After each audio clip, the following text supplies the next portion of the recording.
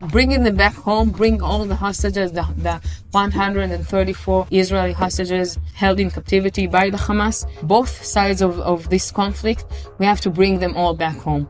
And this is the only way. I'm Venetia Rainey, and this is Battle Lines. It's March 15th, 2024. Regardless of who stands with Israel, Israel will fight until this battle is won. 两岸同胞要携手同心，共享民族复兴的伟大荣光。 I've made wartime decisions. I know the choices are never clear or easy for the leadership. I just find bombs and I find dead people, but it's a really scary thing for me. On this episode of Battle Lines, we talk to South America correspondent Matthew Charles about meeting child gang members at the forefront of an explosion of violence in Ecuador. Then we hear from our Africa correspondent Ben Farmer about why the nearly year-long war in Sudan might be entering a new phase. Finally, Brussels correspondent Joe Barnes takes us into a recreation of the Hamas tunnels where Israelis were kept, and we hear from a hostage about what it was like. We start in Ecuador, where teenagers are increasingly being used by gangs as pawns in a battle for survival amid a brutal government crackdown. It's the latest chapter in the new war on drugs sweeping Latin America. Our South American correspondent went to Ecuador, where a group of young gangsters agreed to grant him rare access to their lives. Matthew Charles, thank you so much for joining us on Battle Lines. You recently reported from Esmeraldas, support city in Ecuador, on gang violence there. Can you set the scene a bit, give us a bit of colour? What's this place like? Esmeraldas is really picturesque. It's a really beautiful city. I mean, it's the kind of edge of the Ecuadorian rainforest. But when we went there, it's surrounded by military. There's kind of a ring of steel. There are military checkpoints to actually arrive to the city. And this is a city that is basically divided between three gangs. And over the past few years, these gangs have been fighting. Occasionally, they join forces to take on other rivals. But this is a city that is tainted by violence related to drug trafficking. And tell me about some of the people that you met there. Your story begins with the story of Angel. What happened to him? Yeah, so we met a family. This happened by accident, really. This wasn't the reason that we went to Esmeraldas. We went to Esmeraldas to meet a gang called Los Tigres, or the Tigers. We wanted to understand how the government crackdown was affecting their operations, basically, and if it was being effective and how the gang was responding to this. But we came across a family that literally a few hours after the president declared a state of internal armed conflict against the gangs, the military turned up at their door, raided their house, took three members of the same family out onto the street, beat them to a pulp. Their mothers, their wives were screaming. There's video of this on social media that we published on the Telegraph website. There were two other men taken from their homes along the same street. Angel was beaten so bad that he lost consciousness. And the military kind of panicked. So they revived him with a taser that they carry. And then these guys were basically taken away. They weren't taken to be processed at the police station. They weren't formally arrested. They were taken to a bridge. And according to one of the five that survived, on the bridge, they were taken out of the military vehicles. They were beaten again. And the survivor decided to jump into the river. He thought, I'm going to take my chances. I don't want to die here on this bridge, beaten by soldiers. I'd rather take my chances. And he jumped into the river. And then, according to him, the military threw the rest in. But they were so badly beaten that obviously, and they had their hands tied, according to him, that they were unable to swim. And three of the five died. Two of the bodies washed up a few days later. One of them is still missing. They haven't found the body. And two of the men survived. Now, when we went to the scene of this incident, we went to the bridge, and it's along the river. There are little fishing communities, but nobody there wanted to talk to us. They were basically too scared. And I think it's because they tread this fine line between criminal governance from the gang and the military. So according to the families of the victims, these fishermen and their families had been warned by the military not to say anything, because if they said anything, then they would be killed, basically. They were threatened directly. But also, I think reading between the lines, these fishermen are too scared to say one side or the other, because if they speak out in favor of the military, then the gang comes for them. If they speak out against the military, then the soldiers come for them. So the easiest thing is to say, stay silent. And that's something that you find in territory controlled by these gangs. When we visited some of the neighborhoods and we wanted to speak to people about what it's like to live there, they say nothing, because the easiest way to stay alive is to just, abide by this code of silence. Which makes it all the more impressive that you did manage to get some people to speak to you. How did you find these people, and how did you convince them to talk to you about what they were doing? As I said, we came across them by accident. They were relatives of one of the young gangsters that we spoke to. And the gangsters were so keen to tell us that this state of emergency that has been declared by the government, that basically soldiers are doing whatever they like. They're stopping young men on the streets, they're searching them, they're beating them, and they're raiding homes. The thing is, the state of emergency gives them powers to do this. They can now enter people's homes without search warrants. They can arrest people, detain people without search warrants, and they can shoot to kill in ways which, they couldn't before, because the law made it harder for them to do so. So they introduced us to this family because they wanted us to see the other side of this crackdown, that people are suffering because of it. And one mother lost 2 of her sons and her nephew. And so obviously they are scared, but as she said to me, I have nothing to lose. So, I'm happy to go on camera. I'm happy to talk to you, because what else can I lose? I've lost my 2 sons. They can come for me if they like. They can kill me if they like. But the world, the country needs to know what's happening here, and they need to know the other side of this military crackdown.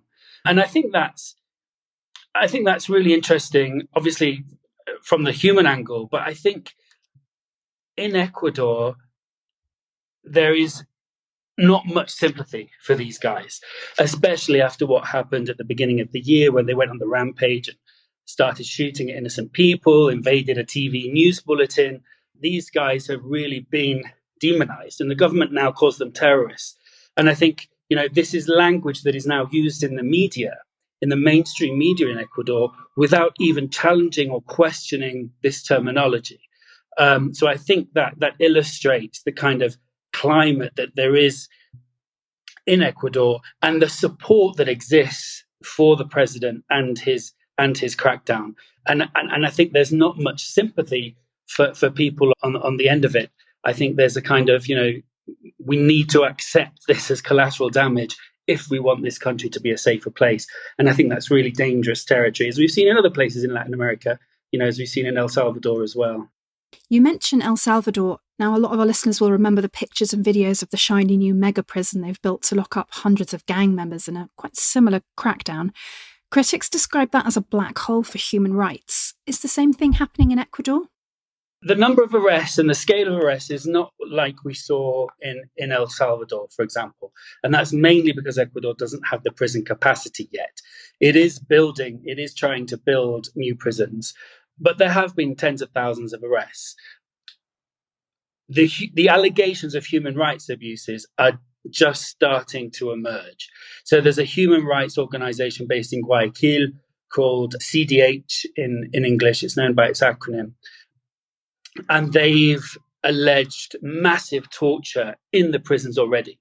So obviously part of the problem in Ecuador was that the prisons were controlled by the gangs, and the kind of gang violence was being controlled from these prisons. So one of the first things the government did during the crackdown was deploy the army in the prisons, and they still occupy the prisons. And there are allegations of torture, of prisoners being deprived of food, electrocuted, and other horrendous treatments. So this is just starting to emerge. And there have also been allegations of people being killed, innocent people being killed at checkpoints. The military are very nervous, as you might understand, but they seem to be using these powers that they now have, these shoot-to-kill powers that they now have. And I think there's growing evidence that innocent people are being caught up in that. I think the most worrying thing is the response of the president. So these allegations of torture made by this human rights group were taken to court. And the judge ruled that there has to be now a formal inquiry, a formal investigation into these allegations to establish exactly what's happened and to establish who might be responsible. And the president's response was to simply reject it and label anyone that supports the human rights of prisoners as anti-patriots. So I think that just shows the level, as I've said, the lack of sympathy that there is for gangsters. And again, that's something that we've seen in El Salvador as well, how human rights defenders, human rights workers are now being depicted as enemies of the state, not only by the government, but also by the media. I wanted to ask as well about some of the insights that you gained into gang life in Ecuador. Your story mentions a lot of details, including this milestone tattoo that they have, a placa, a form of registration plate tattooed on the body. Can you tell us a bit more about that and any other details that you learned about gang life there? Yeah, so this is the ultimate symbol of gang life, if you like, for the tigers in Esmeraldas. And this is a symbol that is tattooed usually onto their leg, sometimes onto their arm. And it's an image. They select an image. Usually it's a tiger to represent the gang. Sometimes it's a weapon, or it can be anything. It can be anything really, but it's normally an AK-47 merged with a tiger. And it has the initials of the person and a number. So it's, placa in Spanish is registration plates. Cars have placas. Basically, it's the same thing for gangsters. So they create a combination of their initials and their date of birth to create this registration. And the most infamous, these placas become known by the rest of the gang. So, obviously my initials, MC123, for example, I can pass that on to my family. And, if my son or my wife or whatever could turn up in a shop and say, look, I'm a relative of MC123.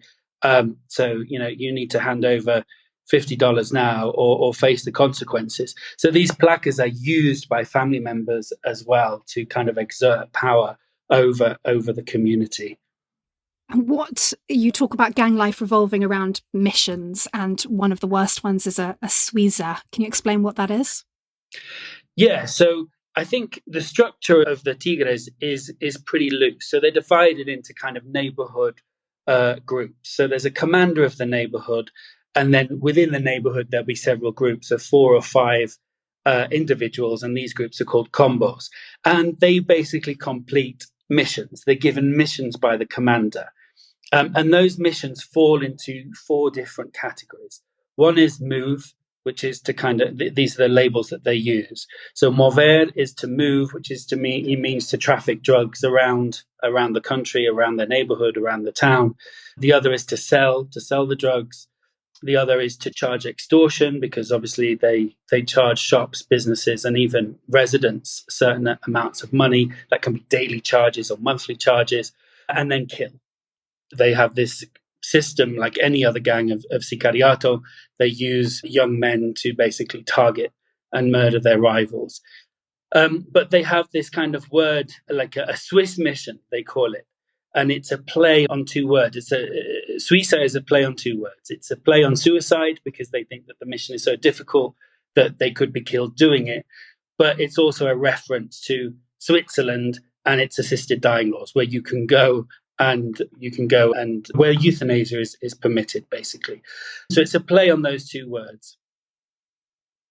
And these missions are the hardest. These missions are those that they consider to be really difficult, those that they consider where the risk of them dying is really high. But I think one of the most shocking things is they don't seem to be scared to die.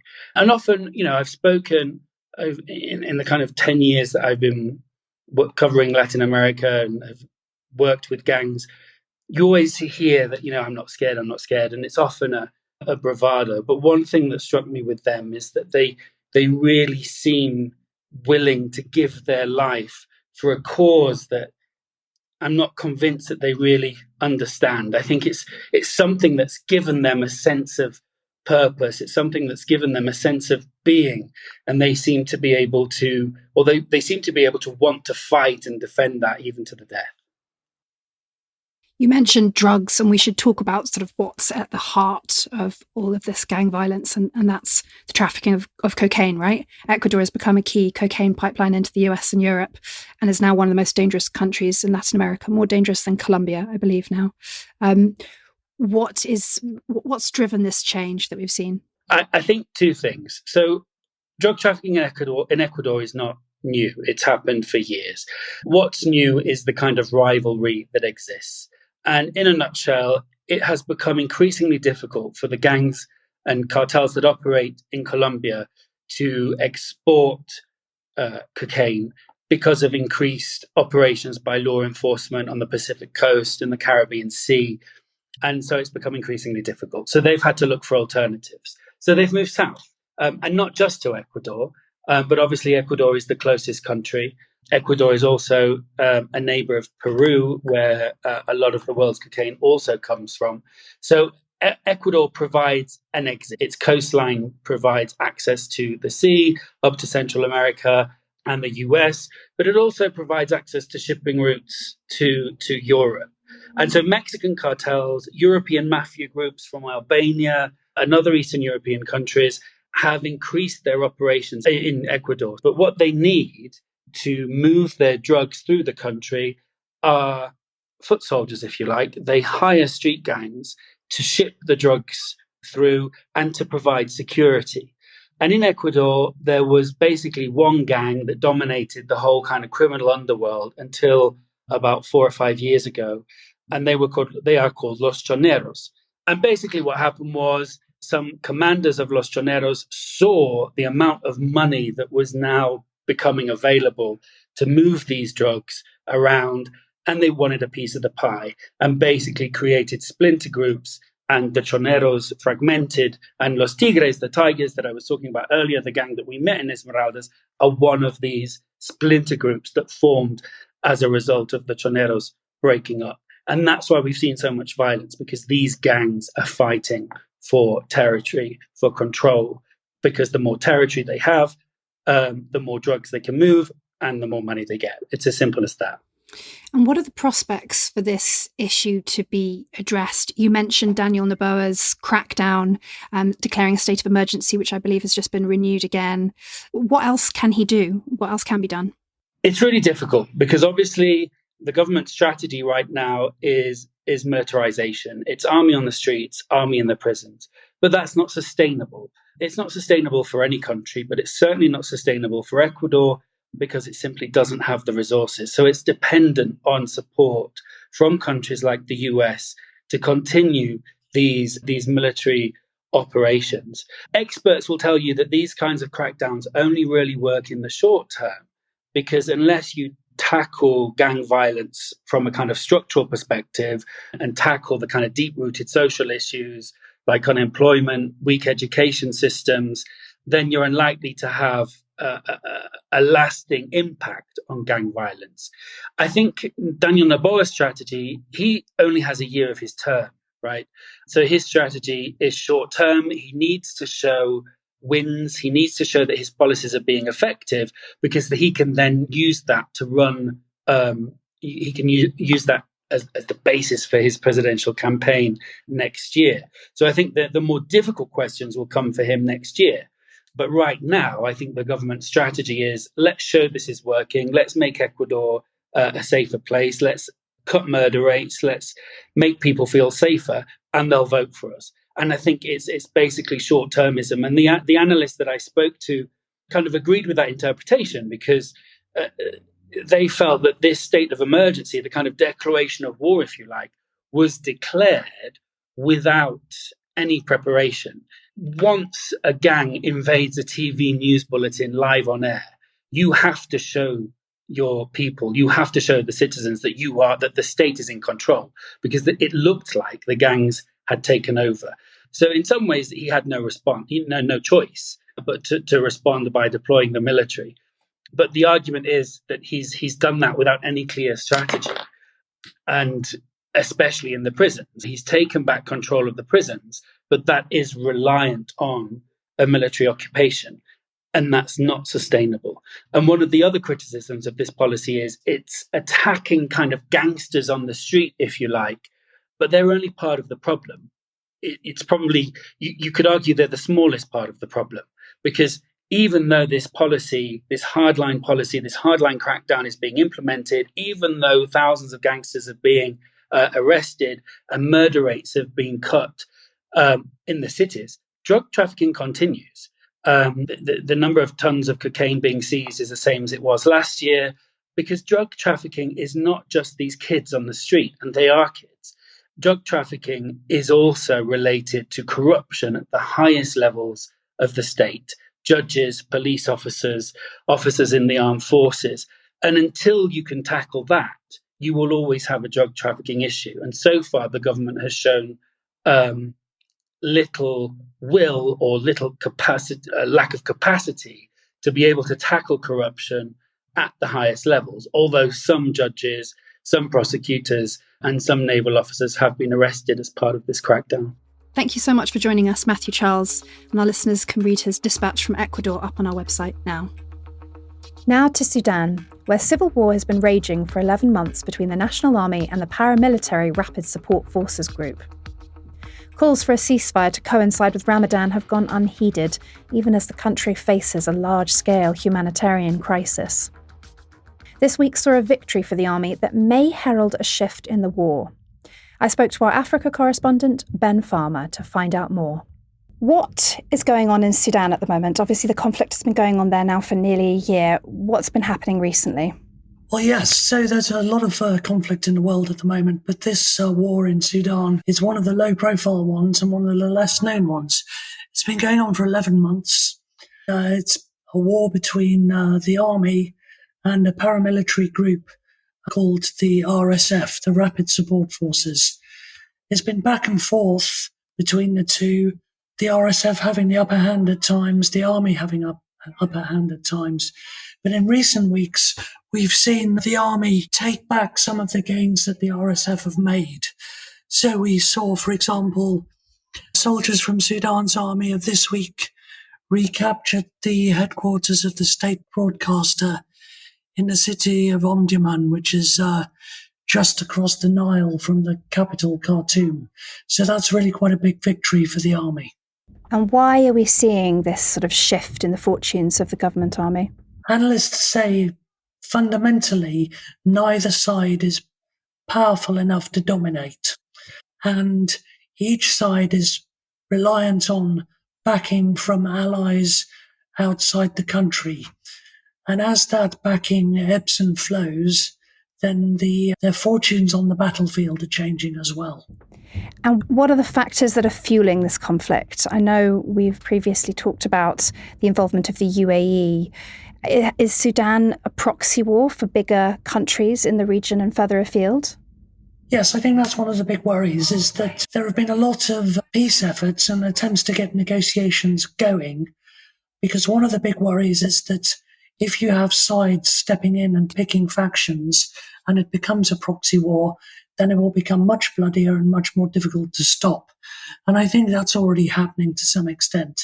So the UAE is accused of backing the RSF. Russia is accused of backing the RSF as well. Russia's mercenary group, the Wagner group, has been in the past been accused of training RSF fighters, equipping them, and using Sudan's gold as a way to fund its own operations. So yes, that is very much a fear that the conflict becomes more complicated as more and more people step in. You mentioned Russia's involvement via the Wagner Group. We've also seen reports of Ukraine being involved. Can you tell us a bit more about that? So Ukraine has set up a new strategy, really, where it says it will disrupt Russia's military and economic operations abroad. So it will not just fight on Ukrainian soil. And I think some of the first evidence we're seeing of that is in Ukraine. If Russia is getting money from Sudan, if it's benefiting from Sudan, if it's getting gold, etc., and arms from Sudan, then Ukraine has decided that it will enter Sudan and try and stop that. So we've started to see reports that small teams of Ukrainian commandos, and I think they really are quite small at the moment, are operating in Sudan, and they're fighting the RSF, and at times they're fighting the RSF's backers. They're fighting Wagner. We've seen some video which purports to show Ukrainian forces having captured Wagner fighters in Sudan. It's fascinating. And as you say, this war has been going on for quite a while, but is not really reported on much in the mainstream media. Why do you think that is? I think, sadly, there's just a lot of war going on in the world. Certainly for the media in Europe, the Ukraine war is closer, and then the Hamas war flared up with Israel, and that has taken a lot of attention from people. So there are lots of wars in Africa in particular that have dropped below the radar a little bit. Sudan, I'm afraid, is one of those. And what are the stakes for people on the ground? Am I right in saying that 25 million people are facing famine? It's a huge number. The numbers are extraordinary. It is about 25 million, but these are estimates. We think about 8 million people have had to leave their homes. They've either been displaced internally or they've gone to neighbouring countries like Chad, and tens of thousands of people have died. The estimates from the hospitals of casualties are very conservative because the numbers of people who are wounded or die who actually make it to a hospital are very low. But those conservative estimates we think are about 15,000. The true number is probably many times that. And what sort of aid efforts are there on the ground? Are international organisations able to get in to help to monitor the situation? They are trying very hard, but it is very difficult to provide aid during an active war. And I know I've spoken to aid agencies who, for example, at the beginning of the year were finding it very difficult to get aid and personnel across front lines into places like Khartoum, where aid is desperately needed. And what sort of conflict mediation is going on? Is the African Union, for example, trying to help solve the conflict? Lots of people are trying. Britain's been involved in efforts. Gulf countries have been involved in efforts. Talking to diplomats behind the scenes, they have said in the past that they've been very frustrated with the way the negotiations are going. And they've said that neither side really seems to be genuine in its desire for a ceasefire. And that's why there have been multiple attempts to have a ceasefire, but they haven't lasted. That's great. Thank you so much for joining us. It's Ben Farmer, our Africa correspondent.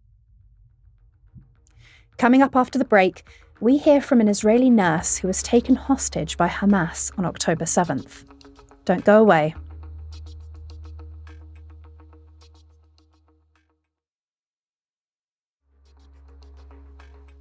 To end this episode, we head to Brussels, where our correspondent Joe Barnes has been visiting a lifelike replica of Hamas's underground tunnels used to hold Israeli hostages. I asked him what it was like. Last week, you went to Brussels to see an exhibition. What did you see? Last week, I visited Place du Luxembourg, which is a cobbled square in Brussels, the heart of the European Quarter. It is known for being at the foot of the European Parliament. And in the middle of this roundabout is a green verge, and on that verge was a shipping container. Ordinary shipping container, grey in colour, beaten and battered like it had been loaded onto various vessels and shipped across the world. If you took a step closer, you would notice posters on it. And on these posters were the faces of people who are still being held hostage by Hamas inside of Gaza. And inside the shipping container was what was described as a 3-minute experience, I guess is the best way to put it, of what it is like to be in one of the hostages' shoes. So you step in, there's like a wrought iron bar that holds the door shut. So the person manning the container basically opens the door, you walk inside into pitch black, and then all of a sudden, noises. You've got gunshots going off in one direction. You've got terrorists shouting Allah Akbar in another direction. You have explosions. You've got screaming women, screaming children, tears, men shouting. And indistinguishable voices, but it's just incredibly loud and dark. You basically cannot see a meter in front of you.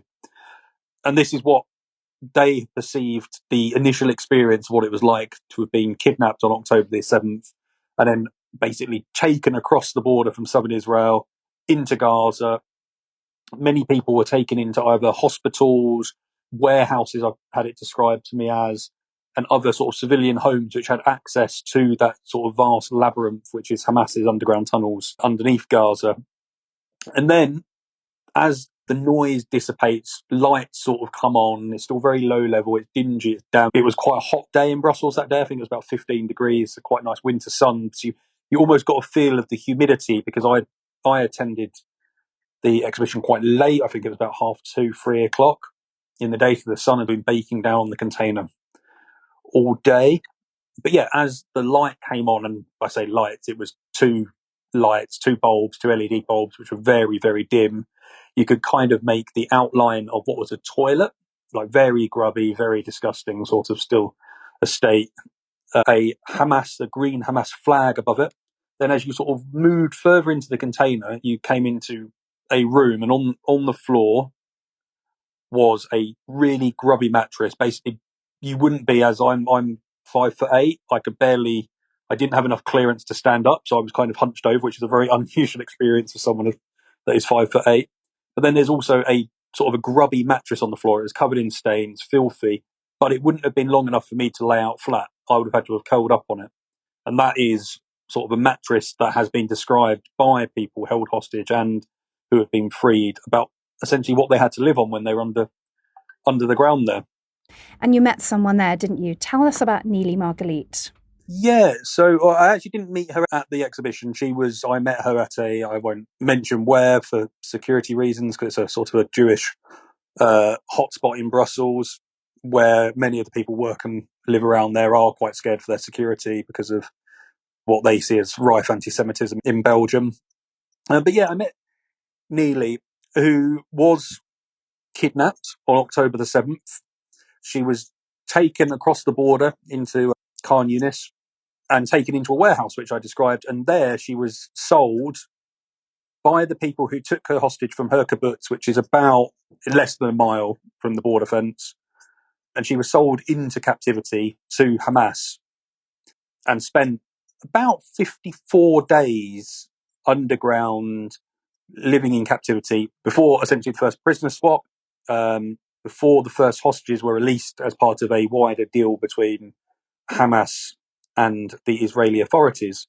So yeah, it was a really interesting, sort of sobering, interesting discussion that I had with her to learn before I went into the mock-up of what it was like to be kidnapped on that day, to actually hear from someone who had lived through it and had been kidnapped and is now actually bravely travelling around the world, whether it be Europe, Brussels on that particular day, raising awareness that there are still about 134 people being held captive by Hamas, while all the diplomacy is focused on the idea that we should be negotiating some sort of ceasefire, an end of the hostilities there.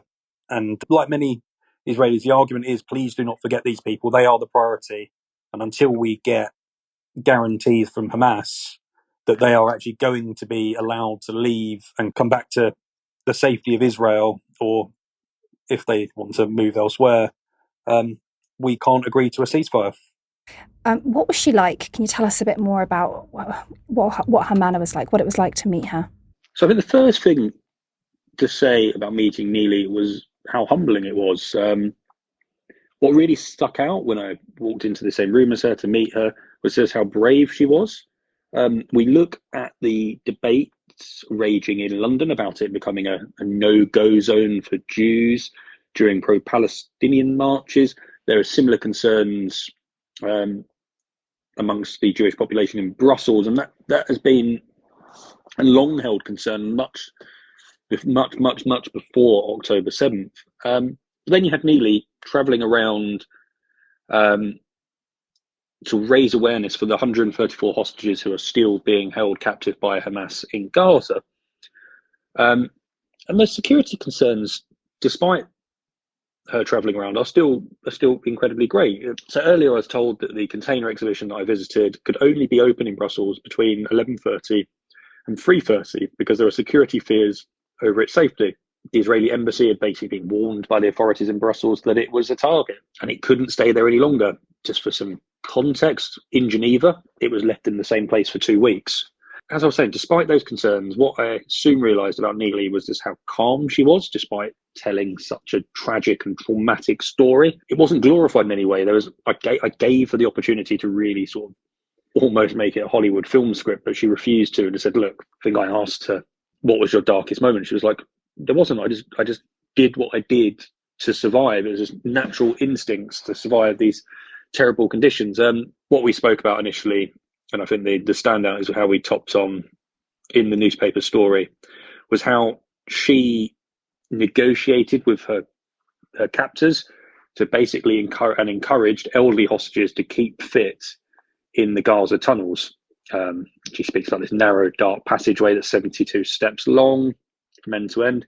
And then she later realised that potentially her role in nursing and caring for, she is a nurse by profession, so caring for her fellow prisoners soon basically meant that they looked after her when Hamas sort of came and were trying to be more aggressive. So yeah, really sort of heroic and brave woman, and her story's one that was a real privilege to tell. We're going to conclude today with a clip of Neely Margalit talking about her captivity, why she was kept alive, and what needs to happen now.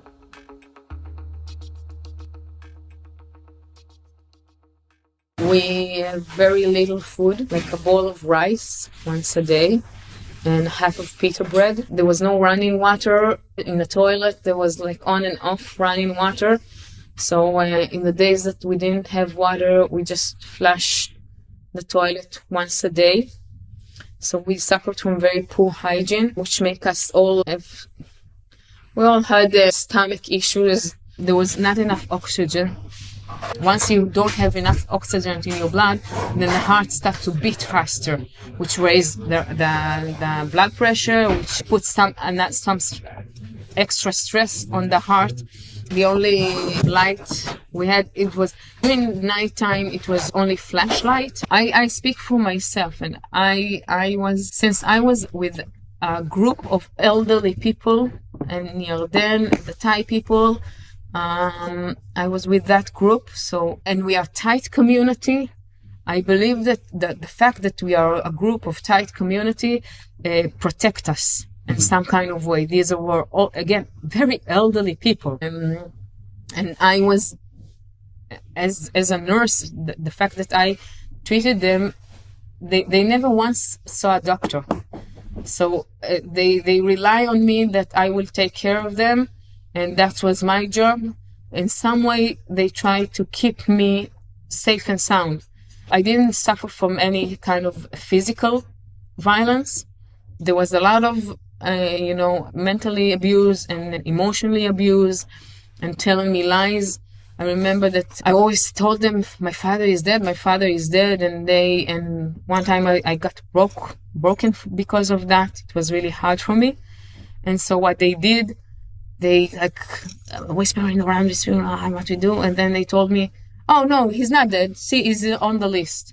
No, don't be worried. We need you. Trust on us. Your father is alive. We will take care of him. This is your father. He's on our list. We will keep him alive because you will do what you have to do, and we will keep your father alive. So this was kind of the mental abuse that they use on me.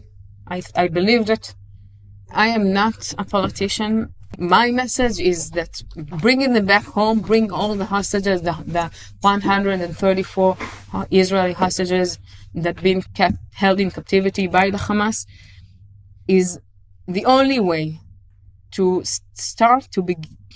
It's the beginning to end the conflict, and for both sides. I believe that if they all come back tomorrow on the buses, this war will be over. In order to end the war, in order to improve both sides of this conflict, we have to bring them all back home. And this is the only way. That's all for Battle Lines this time. Please join us again next week for more of the Telegraph's best foreign reporting. Goodbye. Battle Lines is an original podcast from The Telegraph. To stay on top of all of our news, analysis, and dispatches from around the world, subscribe to The Telegraph or sign up to Dispatches, which brings stories from our award-winning correspondents straight to your inbox. We also have a live blog on our website where you can follow updates on Israel and Gaza as they come in throughout the day, including insight from contributors to this podcast. If you appreciated this podcast, please consider following Battle